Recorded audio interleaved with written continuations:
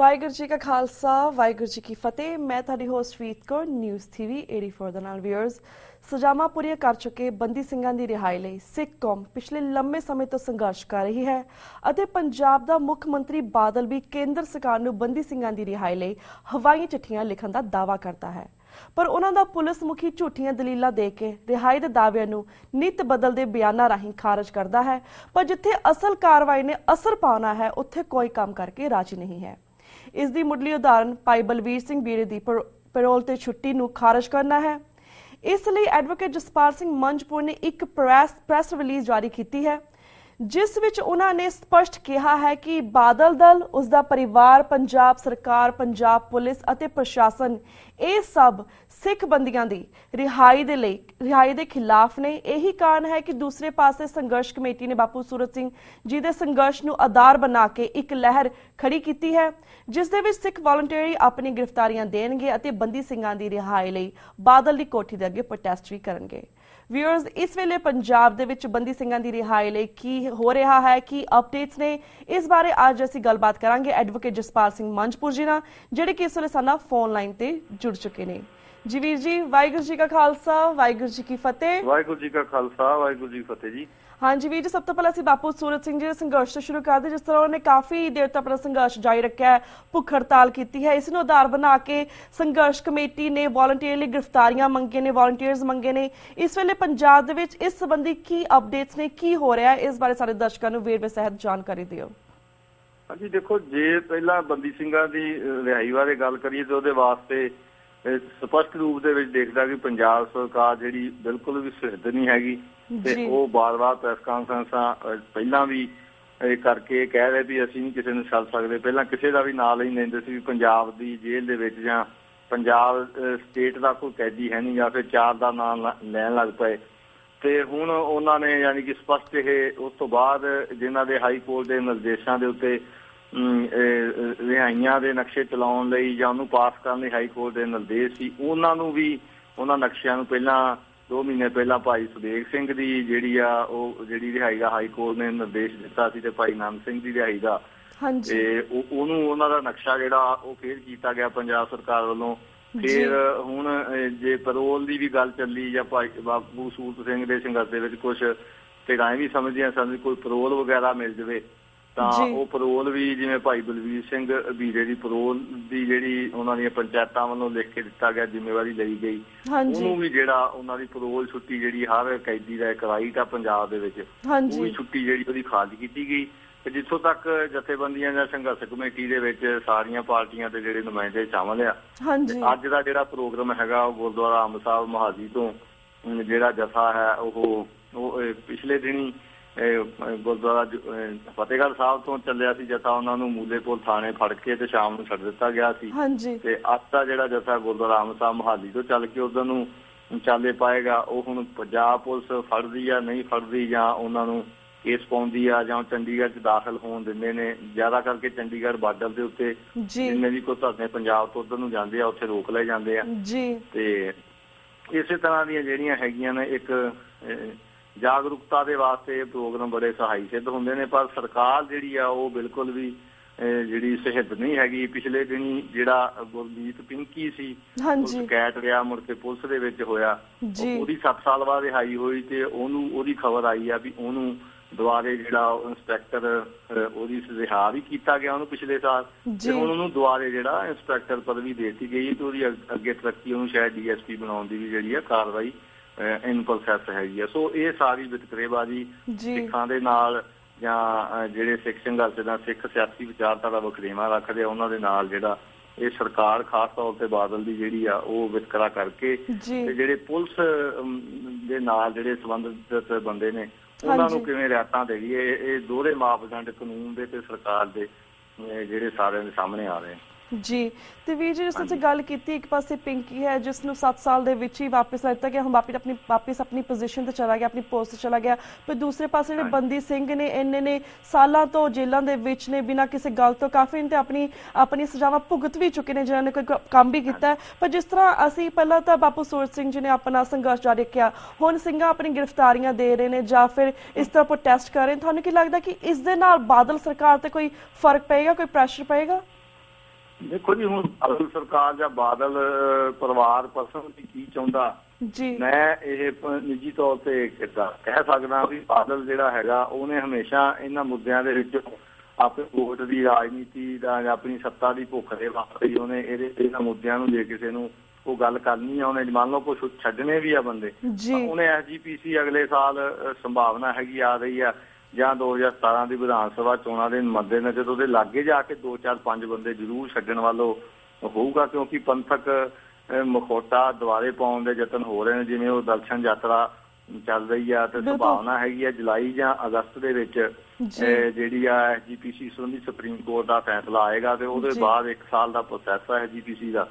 2016 ਦੇ ਵਿੱਚ ਸੰਭਾਵਨਾ ਇਲੈਕਸ਼ਨ ਆਵੇ ਤੇ ਸ਼ਾਇਦ ਉਹਦੇ ਮੱਦੇਨਜ਼ਰ ਕੋਈ 2 4 ਬੰਦੇ ਛੱਡ ਕੇ ਤੇ ਇਹ ਉਹਨੂੰ ਵੋਟ ਰਾਜਨੀਤੀ ਦੇ ਵਿੱਚ ਬਦਲਣ ਦਾ ਜਿਹੜਾ ਯਤਨ ਕਰੂਗਾ ਸੁਖਬੀਰ ਬਾਦਲ ਵੀ। ਮੈਂ ਬਹੁਤ ਪੰਥ ਹਸੈਚੀਆਂ ਤੇ ਦੇਖੋ, ਮੈਂ ਇਹ ਬੰਦੇ ਜਿਹੜੇ ਬੰਦੀ ਸਿੰਘ ਲੰਮੇ ਸਮੇਂ ਤੋਂ ਉਹ ਕਿਸੇ ਨੂੰ ਕ੍ਰੈਡਿਟ ਨਹੀਂ ਦੇਣਾ ਚਾਹੁੰਦੇ ਵੀ ਕਿਸੇ ਨੂੰ ਬਾਪੂ ਸੂਰਤ ਸਿੰਘ ਨੂੰ ਜਾਂ ਹੋਰ ਕਿਸੇ ਨੂੰ ਜਾਂ ਜਥੇਬੰਦੀਆਂ ਨੂੰ ਜਾਂ ਸਾਂਝੀਆਂ ਕਮੇਟੀਆਂ ਨੂੰ ਉਹ ਕ੍ਰੈਡਿਟ ਮਿਲੇ ਇਹਨਾਂ ਨੂੰ ਛਡਾਉਣ ਦਾ। ਪਰ ਇਹਦਾ ਫੈਸਲਾ ਕ੍ਰੈਡਿਟ ਕਿਹਨੂੰ ਦੇਣਾ ਆ ਜਾਂ ਉਹਦਾ ਲਾਭ ਕਿਹਨੂੰ ਮਿਲਣਾ, ਇਹ ਉਹ ਪੰਜਾਬ ਦੇ ਲੋਕ ਤੇ ਖਾਸ ਤੌਰ ਤੇ ਜਿਹੜੇ ਉਹ ਸਿੱਖ ਨਿਰਧਾਰਤ ਕਰਨਗੇ।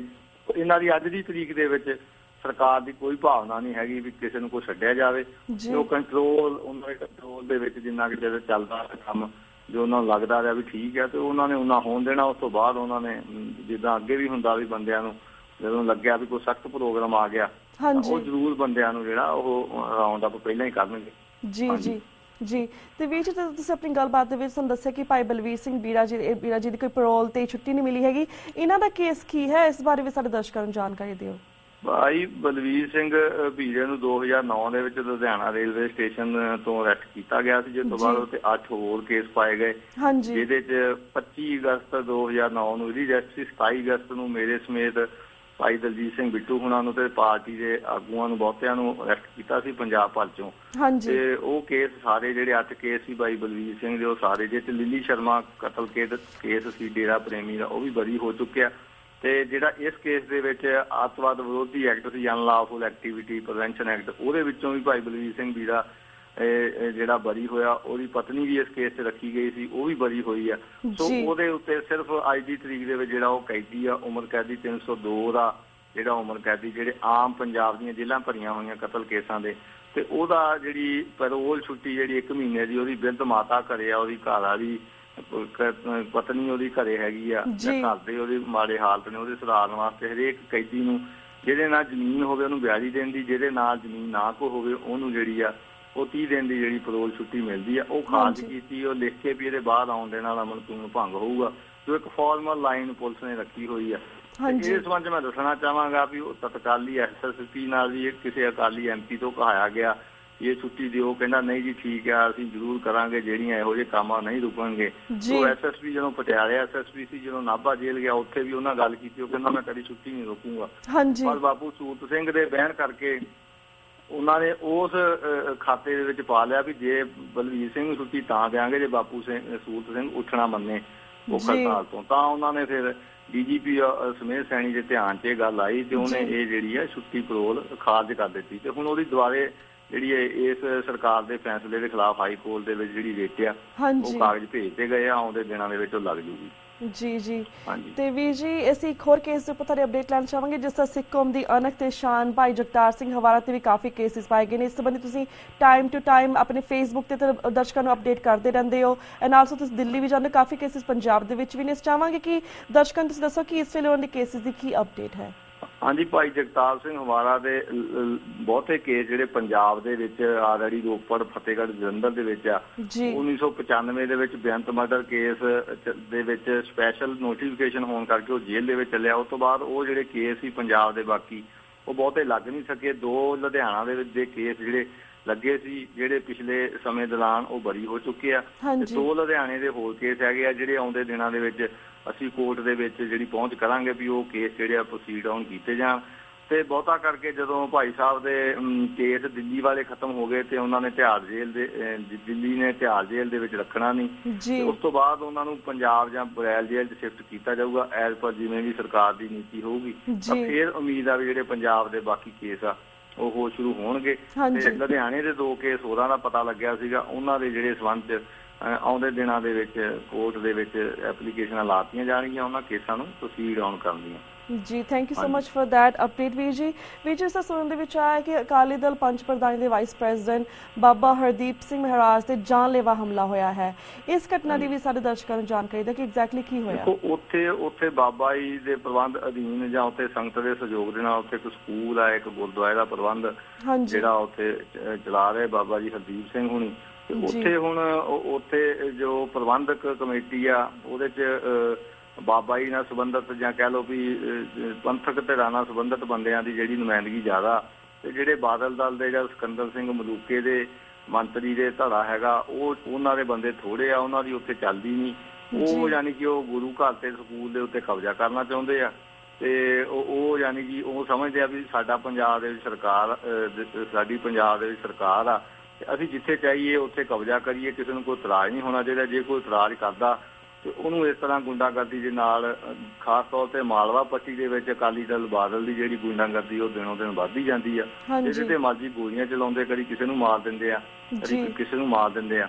ਤੇ ਬਾਬਾ ਜੀ ਦੇ ਉੱਤੇ ਇਸੇ ਸਾਜ਼ਿਸ਼ ਦੇ ਤਹਿਤ ਹਮਲਾ ਕੀਤਾ ਗਿਆ ਵੀ ਇੱਕ ਤਾਂ ਉਸ ਪ੍ਰਬੰਧ ਨੂੰ ਲਿਆ ਜਾਵੇ, ਦੂਜਾ ਜਿਹੜੀਆਂ ਬਾਬਾ ਜੀ ਦੀਆਂ ਉਸ ਏਰੀਏ ਦੇ ਵਿੱਚ ਪੰਥਕ ਸਰਗਰਮੀਆਂ ਨੂੰ ਰੋਕਿਆ ਜਾ ਸਕੇ ਜਾਂ ਉਹਨਾਂ ਨੂੰ ਦਹਿਸ਼ਤ ਜ਼ਿਆਦਾ ਕਰਕੇ ਉਹਨਾਂ ਨੂੰ ਚੁੱਪ ਕਰਾ ਕੇ ਘਰੇ ਬਿਠਾਇਆ ਜਾਵੇ। ਪਰ ਇਹੋ ਜਿਹੀਆਂ ਜਿਹੜੀਆਂ ਗਲਤ ਹੈਗੀਆਂ, ਉਦੋਂ ਸਾਰੇ ਪਾਰਟੀ ਦੇ ਮੈਂਬਰ ਪਰਸੋਂ ਗਏ ਸੀ ਬਾਬਾ ਜੀ ਦੇ ਕੋਲ ਤੇ ਉੱਥੇ ਤਾਕੀਦ ਵੀ ਕੀਤੀ ਆ। ਪਰਚਾ ਜਿਹੜਾ ਹੋ ਚੁੱਕਿਆ ਬੰਦਿਆਂ ਦੇ ਉੱਤੇ ਬਾਏ ਨੇਮ, ਜਿਹੜੇ ਅਕਾਲੀ ਸਰਪੰਚ ਵੀ ਆ ਤੇ ਹੋਰ ਮੈਂਬਰ ਆ, ਪਰ ਪੁਲਿਸ ਉਹਨਾਂ ਨੂੰ ਸਿਆਸੀ ਦਬਾਅ ਦੀ ਅਰੈਸਟ ਨਹੀਂ ਕਰ ਰਹੀ। ਸੋ 22 ਤਰੀਕ ਨੂੰ ਜਿਹੜਾ ਉੱਥੇ DIG SSP ਨੂੰ ਮਿਲਣਾ, ਜਿਹੜਾ ਸਾਰੀਆਂ ਪੰਥਕ ਜਥੇਬੰਦੀਆਂ ਮਿਲਣਗੀਆਂ, ਜਿਵੇਂ ਵੀ ਅਗਲਾ ਪ੍ਰੋਗਰਾਮ ਹੋਊਗਾ ਮਿਲਦਾ ਜਾਊਗਾ। ਜੀ ਤੇ ਵੀਰ ਜੀ, ਇਹ ਤੁਸੀਂ ਅਸੀਂ ਕੁਝ ਕੇਸਿਸ ਦੇ ਉੱਪਰ ਤੁਹਾਡੀ ਅਪਡੇਟਸ ਲਿੱਤੀ ਤੇ ਜਾਣਕਾਰੀ ਲਿੱਤੀ ਤੁਹਾਡੇ ਕੋਲ, ਪਰ ਜਿਸ ਤਰ੍ਹਾਂ ਪਿਛਲੀ ਵਾਰ ਅਸੀਂ ਗੱਲਬਾਤ ਕੀਤੀ ਸੀ ਔਰਬਿਟ ਬੱਸ ਕਾਂਡ ਦੀ ਕਿ ਕਿਸ ਤਰ੍ਹਾਂ ਇੱਕ ਬੱਚੀ ਨੂੰ ਮਾਰਿਆ ਗਿਆ ਸੀਗਾ ਤੇ ਉਹਦੀ ਟਾਈਮ ਤੇ ਬੱਚੀ ਦੀ ਡੈਥ ਹੋ ਗਈ ਸੀ, ਪਰ ਜਿਸ ਤਰ੍ਹਾਂ ਇਹ ਪੂਰੀ ਗੱਲ ਨੂੰ ਛੁਪਾਉਣ ਦੇ ਲਈ ਜਿਹੜਾ ਬਾਦਲ ਪਰਿਵਾਰ ਹੈ ਧਾਰਮਿਕ ਨਿਸ਼ਾਨੀਆਂ ਦੇ ਪਿੱਛੇ ਲੁੱਕ ਗਿਆ, ਕਿਸ ਤਰ੍ਹਾਂ ਗੁਰੂ ਗੋਬਿੰਦ ਸਿੰਘ ਜੀ ਦੀ ਧਾਰਮਿਕ ਨਿਸ਼ਾਨੀਆਂ ਸਾਹਮਣੇ ਲੈ ਕੇ ਆਉਂਦਾ ਹੈ ਪੂਰੀ ਘਟਨਾ ਨੂੰ ਛੁਪਾਉਣ ਦੇ ਲਈ, ਇਸ ਵੇਲੇ ਤੁਹਾਨੂੰ ਕੀ ਲੱਗਦਾ ਹੈ ਕਿ ਇਹ ਘਟਨਾ ਇੱਥੇ ਖਤਮ ਹੋ ਜਾਏਗੀ, ਇਹ ਕਾਰਵਾਈ ਇੱਥੇ ਖਤਮ ਹੋ ਜਾਏਗੀ ਕਿ ਇਸ ਦਾ ਅੱਗੇ ਵੀ ਕੁਝ ਹੋਵੇਗਾ? ਨਹੀਂ ਦੇਖੋ, ਜਿਵੇਂ ਕੱਲ ਪੰਜਾਬ ਹਰਿਆਣਾ ਹਾਈ ਕੋਰਟ ਨੇ ਮੋਗਾ ਬੱਸ ਕਾਂਡ ਦੇ ਸੰਬੰਧ ਦੇ ਵਿੱਚ ਹੀ ਆਰਬਿਟ ਕੰਪਨੀ ਦਾ ਉਹਨਾਂ ਨੇ ਇੱਕ ਤਾਂ 5 ਸਾਲ ਦਾ ਸਾਰਾ ਲੇਖਾ ਜੋਖਾ ਮੰਗਿਆ ਤੇ ਇੱਕ ਉਹਨਾਂ ਨੇ ਇਹ ਪਟੀਸ਼ਨ ਆਪਣੇ ਹਾਈ ਕੋਰਟ ਨੇ ਸਰਕਾਰੀ ਉਹਨਾਂ ਦੇ ਵਕੀਲ ਨੂੰ ਧਿਰ ਨੂੰ ਸਰਕਾਰ ਵੀ ਲਾਈ ਵੀ ਜਿਹੜੀ ਬੱਸ 'ਚ ਇਹੋ ਜਿਹੀ ਘਟਨਾ ਹੋਈ ਉਹਦਾ ਹੀ ਪਰਮਿਟ ਕਿਉਂ ਨਹੀਂ ਰੱਦ ਕੀਤਾ ਗਿਆ ਅਜੇ ਤੱਕ। ਤੇ ਦੂਜਾ ਹਾਈ ਕੋਰਟ ਵੱਲੋਂ ਕਿਉਂਕਿ ਆਰਬਿਟ ਬੱਸ ਦੀ ਜਿਹੜੀ ਮਲਕੀਅਤ ਆ ਉਹ ਸੁਖਬੀਰ ਬਾਦਲ ਤੇ ਹਰਸਿਮਰਤ ਦੇ ਨਾਲ ਆ, ਤੇ ਹਾਈ ਕੋਰਟ ਨੇ ਸੁਖਬੀਰ ਬਾਦਲ, ਹਰਸਿਮਰਤ ਤੇ CBI ਨੂੰ ਜਿਹੜਾ ਨੋਟਿਸ ਵੀ ਕੀਤਾ ਹੋਇਆ ਮੋਗਾ ਬੱਸ ਕਾਂਡ ਦੇ। ਕੱਲ੍ਹ ਦੀ ਜਿਹੜੀ ਆ ਇਹ ਹਾਈ ਕੋਰਟ ਨੇ ਨੋਟਿਸ ਕੀਤਾ ਸੁਖਬੀਰ ਬਾਦਲ, ਹਰਸਿਮਰਤ ਤੇ CBI ਨੂੰ, ਤੇ ਨਾਲ ਹੀ ਸਰਕਾਰ ਨੂੰ ਝਾੜ ਪਾਈ ਆ ਵੀ ਇਹ ਬੱਸ ਦਾ ਪਰਮਿਟ ਕਿਉਂ ਨਹੀਂ ਰੱਦ ਕੀਤਾ ਗਿਆ। ਸੋ ਇਹ ਮੁੱਦਾ ਜਿਹੜਾ ਇੰਨੀ ਛੇਤੀ ਠੰਡਾ ਹੋਣ ਵਾਲਾ ਨਹੀਂ। ਬੇਸ਼ੱਕ ਬਾਦਲ ਨੇ ਸਿਆਸੀ ਆਪਣੀਆਂ ਗੋਟੀਆਂ ਖੇਲਦੇ ਹੋਏ ਧਾਰਮਿਕ ਯਾਤਰਾ, ਦਰਸ਼ਨ ਯਾਤਰਾ ਜਿਹੜੀ ਚਲਾ ਕੇ ਤੇ ਲੋਕਾਂ ਦੀ ਅੱਖਾਂ ਦੇ ਵਿੱਚ ਮਿੱਟੀ ਪਾਉਣ ਦਾ ਯਤਨ ਕੀਤਾ, ਪਰ ਜਿਹੜੀ ਇਹ ਘਟਨਾ ਹੋਈ ਆ ਇਹ ਇੰਨੀ ਛੇਤੀ ਠੰਡੀ ਨਹੀਂ ਪੈਣ ਵਾਲੀ। ਹੁਣ ਹਾਈ ਕੋਰਟ ਵੱਲੋਂ ਇਹ ਨੋਟਿਸ ਜਾਣਾ ਤੇ ਲੋਕਾਂ ਦੇ ਵਿੱਚ ਇੱਕ ਆਉਂਦਾ ਵੀ ਠੀਕ ਆ, ਕੋਰਟਾਂ ਨੇ ਇਹ ਗੱਲ ਕੀਤੀ ਆ, ਤੇ ਸੋ ਇਹਦਾ ਅੱਗੇ ਦੇਖੋ ਆਉਣ ਵਾਲੇ ਦਿਨਾਂ ਦੇ ਵਿੱਚ ਕੀ ਸਿੱਟੇ ਨਿਕਲਦੇ ਆ। ਇਹਨਾਂ ਨੂੰ ਬੱਸਾਂ ਜਿਹੜੀਆਂ ਇੱਕ ਪਰਮਿਟ ਤੇ 10-10, 20-20 ਬੱਸਾਂ ਚੱਲਦੀਆਂ, ਉਹ ਸਾਰੀਆਂ ਇਹਨਾਂ ਦਾ ਹੁਣ ਲੇਖਾ ਜੋਖਾ ਸਾਹਮਣੇ ਆਊਗਾ। ਜੀ ਰਵੀ ਜੀ, ਥੈਂਕ ਯੂ ਸੋ ਮਚ ਕਿ ਤੁਸੀਂ ਇਹਨਾਂ ਕੁਝ ਕੇਸਿਸ ਦੇ ਉੱਪਰ ਆਪਣੇ ਸਾਡੇ ਦਰਸ਼ਕਾਂ ਨੂੰ ਅਪਡੇਟ ਦਿੱਤੀ, ਜਾਣਕਾਰੀ ਦਿੱਤੀ ਤੇ ਆਪਣੇ ਵਿਚਾਰ ਵੀ ਸਾਂਝੇ ਕੀਤੇ। ਹੁਣ ਸਾਡਾ ਵਕਤ ਬ੍ਰੇਕ ਵੱਲ ਜਾ ਰਿਹਾ, ਤੁਹਾਡੇ ਕੋਲ ਇੱਥੇ ਇਜਾਜ਼ਤ ਲੈਣੇ ਆ ਵੀਰ ਜੀ। ਸੋ ਵਾਹਿਗੁਰੂ ਜੀ ਕਾ ਖਾਲਸਾ, ਵਾਹਿਗੁਰੂ ਜੀ ਕੀ ਫਤਿਹ। Viewers, वक्त हो गया है एक छोटे से ब्रेक था। Keep watching News TV 84. We'll be right back after a short break.